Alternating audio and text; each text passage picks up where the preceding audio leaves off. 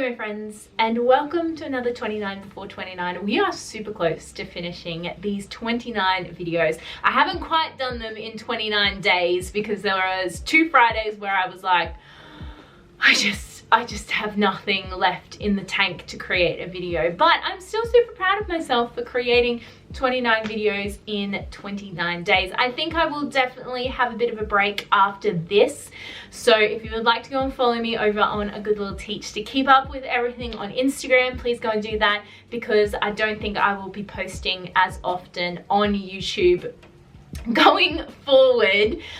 Probably that just means just not every day, definitely not every day. I don't have the time to do that. But anyway, I hope you have enjoyed this series so far. I know I have really enjoyed creating and making this kind of content.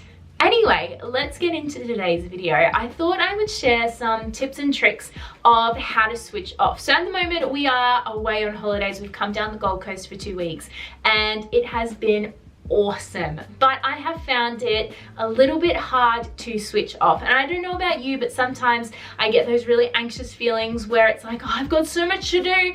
I've got nothing to do down here. I have absolutely no plans. There is no deadlines. There's nothing I need to do down here. But I think because we live in such a fast-paced world and things are being thrown at us all of the time, sometimes we get those anxious feelings of that we need to do stuff and we need to get stuff done when we don't actually have anything to do. So I wanted to share some things that I've been doing to help me switch off, to rejuvenate, to relax over the holidays. So the first one is going for morning walks. So Andy and I have been taking a morning walk to our local coffee shop. It hasn't been like an exercise walk or anything like that. It's just been a nice morning stroll to the coffee shop to kind of chat, to get some endorphins pumping, have a coffee, have some breakfast, and then walk home. And it's been a really lovely routine that we've set up on the holidays. So that's tip number 1, is go for a walk. Tip number 2 is to switch off your devices. So don't look at your emails, or set some boundaries around that. I think as teachers, it's really hard to kind of switch off because you're continually thinking of the next term and you're going, oh, but I need to do this, I need to do this, I need this to do, and then you don't actually get any downtime, and then you start the next term already on this like heightened feeling of you've got so much work to do, but you didn't actually get any time to switch off or relax. So put the emails away, put the work computer away, schedule some time towards the end of the holidays to actually go, okay, I've cleared my mind, I'm gonna focus again and focus on the next term, because I can guarantee you that once you've had that rest and relaxation, that you're going to be in a much better mind frame to actually look at the work that you've got to do for the next term. My next tip is to pick up a hobby, or pick up something that you like to do. So for me, it is creating content, it's taking photos, it's creating videos, all of those kind of things. I love to do that. So I've been creating a whole heap and having time and space to think about what I want my creativity to look like, which has been super fun. But for you, it might be painting, it might be crocheting, it might be reading, it might be, I don't know, whatever you get excited by, put some energy into that. You've got some time. Another thing, book some brunch with some friends. I love brunch. It is my favorite meal of the day. I'm really boring when I go to brunch though. I pretty much get the same thing every time, but I love it, and that's what counts. It's me eating it, so it doesn't matter if you don't like it. You get what you want. If we're going out for a cup of tea, I'm getting an English breakfast tea, I'm getting eggs on toast with some sides. It's delicious, it's what I like to eat. Anyway, book in some friends and go to brunch, go and have a long lunch, go and catch up, go and sit down.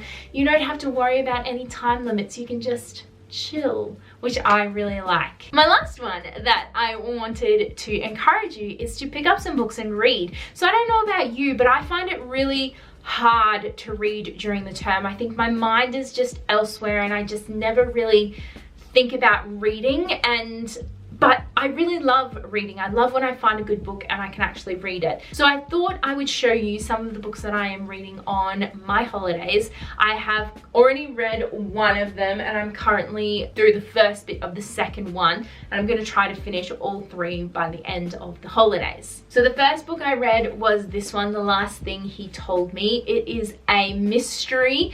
I think it's actually classed as a thriller. I wouldn't call it a thriller. It was a mystery. I literally read this book in 5 hours. I could not put it down. I kind of thought the way I would describe it to someone is like an extra long short story, if that makes sense.